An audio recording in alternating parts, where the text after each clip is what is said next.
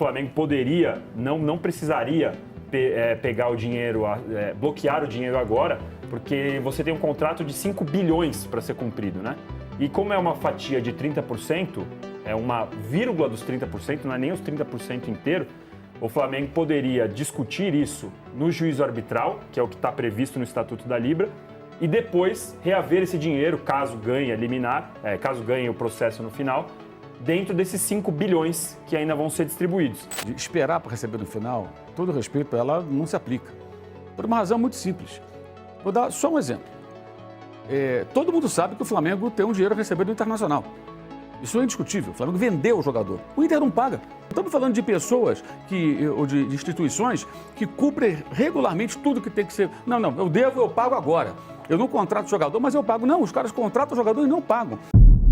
Fala pessoal, sejam muito bem-vindos e agora vamos continuar repercutindo tudo sobre essa polêmica envolvendo o Flamengo, BAP, né, Leila, Palmeiras, a Libra, a divisão ali também da porcentagem, né. No programa ali lá do canal do All Sport, né, o programa Posse de Bola, rolou ali uma troca de opiniões, né.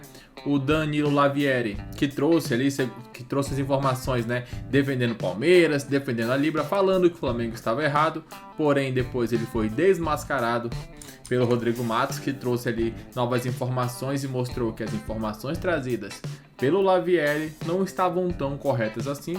O Lavieri postou lá no blog dele no UOL, né, que o Flamengo teria aceitado todos os termos, que ele tinha assinatura comprovando que o Flamengo tinha aceito ali todos, né, os pontos trazidos pela Libra, porém, depois o Rodrigo Matos falou, olha, você postou uma parte do contrato, porém, não postou ele completo, onde mostra que o Flamengo não assinou, tanto é que até agora não tem a assinatura do Flamengo no contrato, é um tema um pouco complexo, né, mais difícil de ser explicado, mas para quem acompanhou, tá por dentro do que rolou. No programa de hoje, o Lavieri trouxe informações, ele citou o contrato também, que ele já havia falado, porém, o Mauro César foi lá e retrucou ao vivo. Eles não debateram diretamente, porém, um deu argumento e depois o outro deu um contraponto. Ficou bem interessante, é isso que vamos acompanhar. A partir de agora, deixa o like e inscreva-se para não perder nada. E o link lá do canal do All Sport estará aqui na descrição. Ô Mauro, a gente estava conversando na semana passada e você mesmo cobrava um posicionamento do Landim, né?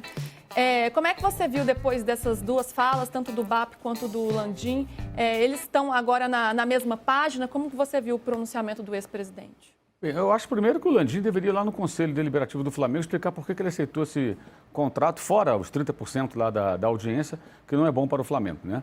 Ele deveria ir lá no clube explicar por que ele aceitou isso. Deveria ser convidado pelo Conselho a ir lá conversar com os conselheiros e explicar o porquê disso. Esse é um ponto. Ele estaria viajando, né? Alegou isso, por isso não deu essa sumida aí nos últimos dias. Mas, enfim, falou, né? E acho que o BAP demorou muito a se manifestar publicamente, porque ele fala para a TV do clube no YouTube, a Flamengo TV, isso não é o bastante, né? Ele está falando para a bolha dos rubro-negros. Ele tem que falar para a imprensa, especialmente depois que outros dirigentes foram à imprensa e falaram coisas absurdas, tolices, tipo, não vai jogar sozinho. Isso é uma bobagem colossal que está se discutindo, não tem nada a ver com a parte esportiva, é uma questão meramente financeira, comercial dos clubes, né? E ele tinha que se manifestar em algum momento, pelo menos dessa vez ele falou dentro do clube e falou também para a imprensa. Há muita desinformação, né? A assinatura do Landim não existe a assinatura de adesão à Libra, não a assinatura concordando com a distribuição desses 30%. Está muito claro, né? Tanto que as reuniões que aconteceram para discutir esse tema foram nesse ano de 2025, quando o Landim não estava mais no poder. E se existisse a tal assinatura, ela já teria sido apresentada e essa história teria se encerrado. Ela não existe. Existe a assinatura de adesão à Libra. E tem lá o papel que mostra os percentuais em branco, né? O documento que o Rodrigo Matos publicou lá no começo do mês, que fica muito claro ali que realmente não tem uma decisão sobre isso. Do mais, acho que tem uma série de questões que passam à margem. Tem muitas discussões do tipo, eu concordo, eu não concordo, pouco importa o que nós pensemos. Se a gente concorda, não concorda e tal, não importa. A questão é uma questão legal. Não tem assinatura, ponto final. Então, a Liga, por conta dela, fez a distribuição da primeira parcela, o Flamengo tentou acordo, não conseguiu. Só tem uma opção, você recorre à justiça. Aí tem uma ideia muito ingênua, pueril, que é, não, espera decidir na justiça. Acabei de falar no começo do programa a história do Valdir. Como é que você pode contar que clubes de futebol que eventualmente fiquem te devendo uma grana vão te pagar? O Flamengo não consegue receber do Thiago Maia. A história do Valdir, né, ex-jogador do Vasco, ele ficou, sei lá, 20 anos Até mais que isso para receber um valor pendente do Vasco. Depois de muitos anos, a justiça ali resolveu, né, dar um valor muito abaixo daquilo que se esperava. É um valor, assim, muito bom, claro, mas pelo tempo que passou, né, é um verdadeiro absurdo. Então é um pouco disso que o Mauro César está citando. Nada garante que o Flamengo esperar para receber, vai realmente receber. Pode demorar anos e anos e quem sabe nunca receba. O Corinthians está pagando aí o Ranieri a perder de vista com o aval, né, a decisão da CNRD, que é o braço da CBF, que existe para resolver esses imbróglios aí, financeiros inclusive. Então, como é que num ambiente tóxico como esse, os clubes dão calote uns dos outros, o clube não paga, tem doping financeiro. A Ponte Preta, Série C, subiu agora, nadando de braçada na chave do Náutico, do Guarani e do Brusque. 100 dias sem pagar salário. Correto isso? Não é correto, claro que não é correto. Ou seja, outros clubes estão pagando em dia, não conseguem subir. Um time que deve... Se você deve 100 dias de salário, aproximadamente, você tem um time que você não pode pagar. Então, não poderia estar em campo. Não tem fair play financeiro, uma bagunça danada do futebol brasileiro, todo desregulamentado. Então, essa é uma briga comercial.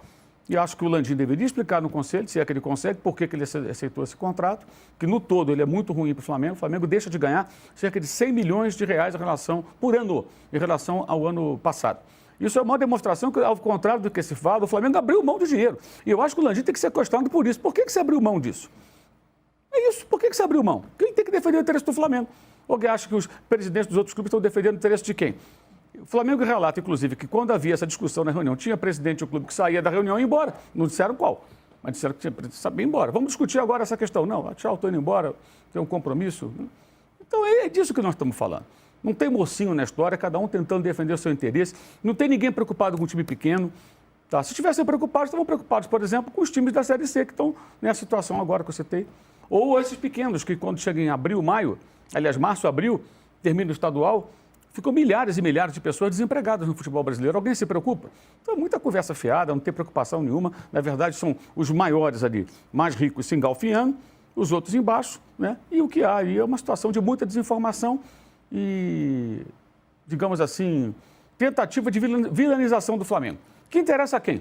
A quem interessa? É fácil, não precisa nem responder, qualquer criança percebe. A quem interessa no contexto hoje do futebol sul-americano vilanizar o Flamengo? Oh, pelo amor de Deus, né? Só trouxa não percebe o que está na cara. Ô Danilo, a Libra tem a versão dela, entende que os critérios, né, foram aprovados dentro das regras, tanto que tenta derrubar a liminar do Flamengo sobre o bloqueio da verba de parte, né, dos direitos. Mas qual é o seu entendimento sobre essa questão toda? Você concorda que há uma vilanização do Flamengo, como diz o Mauro, ou você tem um entendimento diferente sobre isso? E acho que ainda em termos de informação não teve nenhuma novidade, né, assim, em relação à Libra, as atitudes da Libra sobre o Flamengo. O que tem é isso que você falou, né? A versão da Libra sobre a assinatura que o Flamengo alega ser da adesão à Libra. A Libra entende que aquilo ali era uma concordância da divisão, dos 50 mais 50, dividido por 2, aquela toda a fórmula que tinha. E que as reuniões de maio e a reunião de setembro, se eu não me engano, agosto, setembro, essas duas reuniões elas foram para discutir, não teve unanimidade, e aí foi mantido o critério que tinha assinado na adesão do Landim da Libra, daquela assinatura. Então há essa discussão técnica e jurídica aí que está, e o que tem da liminar agora é porque o Flamengo entende que há lacunas nesse critério. Na primeira instância o Flamengo perdeu, 12 horas depois conseguiu a segunda instância, derrubou. E essa discussão sobre a asfixia, e aí é uma discussão extremamente técnica, né? É uma discussão que eu deixo mais para advogados, e eu vi duas opiniões já. Eu vi uma opinião no sentido de que o Flamengo tem que garantir o recebimento do seu dinheiro, e eu vi uma outra opinião, até o Andrei Kampf, de primeira aqui no UOL, ele disse que o Flamengo poderia, não precisaria pegar o dinheiro, bloquear o dinheiro agora, porque você tem um contrato de 5 bilhões para ser cumprido, né? E como é uma fatia de 30%, é uma vírgula dos 30%, não é nem os 30% inteiro, o Flamengo poderia discutir isso no juízo arbitral, que é o que está previsto no Estatuto da Libra, e depois reaver esse dinheiro, caso ganhe a liminar, caso ganhe o processo no final, dentro desses 5 bilhões que ainda vão ser distribuídos. É uma discussão extremamente técnica, né? Tem esses dois lados. Para receber o dinheiro futuramente, exato, né? Porque, ao invés de receber o que assim, já se a gente foi estivesse dividido. falando de um contrato que vai até dezembro e acaba, aí não tem discussão, né? Não tem como você ficar na dependência. Porque aí a gente não pode confiar, aliás, é impossível confiar. Esse é um ponto do Flamengo, né? Eu não vou receber o dinheiro de volta que o clube já pegou e já está usando. Mas como é um contrato assinado até dezembro de 29, há os que defendem que essa liminar não precisava ter sido concedida pela segunda instância do Tribunal do Rio de Janeiro, justamente porque você ainda tem 4 bilhões para você discutir lá na frente. Então tem esses dois debates, né? O que tem muita gente também técnica da área achando estranha é a demora, e não estou nem dizendo para aceitar o pedido da Libra. O pedido da Libra para derrubar, porque o tribunal ele pode falar, não vamos aceitar o pedido, vai continuar bloqueado o dinheiro. Não há nem a resposta. E faz 8 dias já. Então, há gente que não está entendendo por que o Tribunal do Rio de Janeiro ainda não respondeu. Não é que eu estou dizendo que tem que conceder o pedido da Libra. Não, nem respondeu. Então, tem esse debate, que, aliás, a expectativa era para que fosse até a sexta-feira da semana passada. A gente já virou a semana aqui e ainda não aconteceu essa resposta. Não poderia deixar de falar aqui, já que a gente colocou o Corinthians no debate esportivo do Palmeiras, a insignificância do São Paulo nessa questão, né? Nessa questão da Libra. Casares era o líder, né? O presidente do São Paulo era o líder, aliás, eram os líderes, Landim e Casares. Quando começou esse imbróglio, quando começou o BAP olha, eu não vou bloquear, eu estou tentando negociar e ninguém me atende e tal, várias vozes se levantaram contra o BAP, contra o Flamengo, vários clubes emitiram as suas notas, mas quem tomou a frente do embate foi a Leila. Se é do jeito certo, se é do jeito errado, com as palavras corretas, com as palavras certas. Então, assim, além do debate técnico, tem o debate político. E o São Paulo vai minguando. Aliás, a gestão Casares vai minguando. E é curioso que, além de perder qualquer tipo de relevância nesse debate, na questão esportiva, ele viveu há poucos dias a questão São Paulo e Palmeiras contra o time da Leila naquela circunstância. E também mostrou uma fraqueza ímpar, né, para dizer o mínimo. Então, o São Paulo, que não é tão forte como já foi, ele, no governo Casares, ele vai ficando nanico, né? E acho que essa é uma situação que a gente tem que colocar, porque na concepção da Libra ele tinha um papel importante, o presidente do São Paulo tinha um papel importante, e agora ele perde para todo mundo. Ele perde politicamente na Libra, ele perde esportivamente no campo, ele perde para a arbitragem, ele perde para o Conselho Deliberativo, ele perde para o torcedor. E a fórmula dele, sempre gostou de tanto estar na mídia, é ele desaparecer um pouco. E, pior, tirar o torcedor do estádio, porque é a nova fórmula dele, que é aumentar o preço dos ingressos para ir menos gente xingar ele no campo e tirar o São Paulo do estádio dele para ir jogar na Vila Belmiro. Esse é o status atual do São Paulo. Eu só preciso colocar, que de fato é insignificante no momento, mas por que se tornou insignificante o São Paulo, que é um dos maiores clubes do Brasil, tanto na briga política quanto na briga esportiva? Porque o presidente de São Paulo é fraco. Simples assim. Luísa, só um detalhe. Essa questão, essa sugestão, podemos chamar assim, de esperar para receber no final, todo respeito, ela não se aplica. Por uma razão muito simples. Vou dar só um exemplo. Todo mundo sabe que o Flamengo tem um dinheiro a receber do Internacional. Isso é indiscutível. O Flamengo vendeu o jogador. O Inter não paga. O Inter não paga. O Rodrigo Matos contou outro dia aqui que ele, semana passada, a gente estava no programa, que ele foi num evento, estava lá o presidente do Internacional, Alessandro Barcelos, estava lá o vice-presidente do Flamengo, o Flávio Willemann. E falando de fair play financeiro e tal, paralelamente o Inter estaria recorrendo para postergar ainda mais o pagamento do Thiago Maia. Então, vamos imaginar o seguinte. Primeiro, você não sabe quanto que a Corte Arbitral vai definir esse imbróglio, indo até lá. Pode levar anos. Pode acabar o contrato e não ter definição, ou pode definir no último ano, onde o dinheiro, em sua grande maioria, já foi distribuído. E mesmo que se caracterize a dívida, você certamente, óbvio que vai correr o risco de aí são vários clubes, caso o Flamengo vencesse, né? A pendenga lá, a disputa. De ter que ficar cobrando e não receber, como não recebe do Inter, como o caso lá do Cuiabá, que caiu sem o Ranieri e o Corinthians não pagou. E agora foi autorizado pela CNRD a pagar parcelado. É desse ambiente que a gente está falando. Não estamos falando de pessoas ou de instituições que cumprem regularmente tudo que tem que ser. Não, eu devo, eu pago agora. Eu não contrato jogador, mas eu pago. Não, os caras contratam o jogador e não pagam.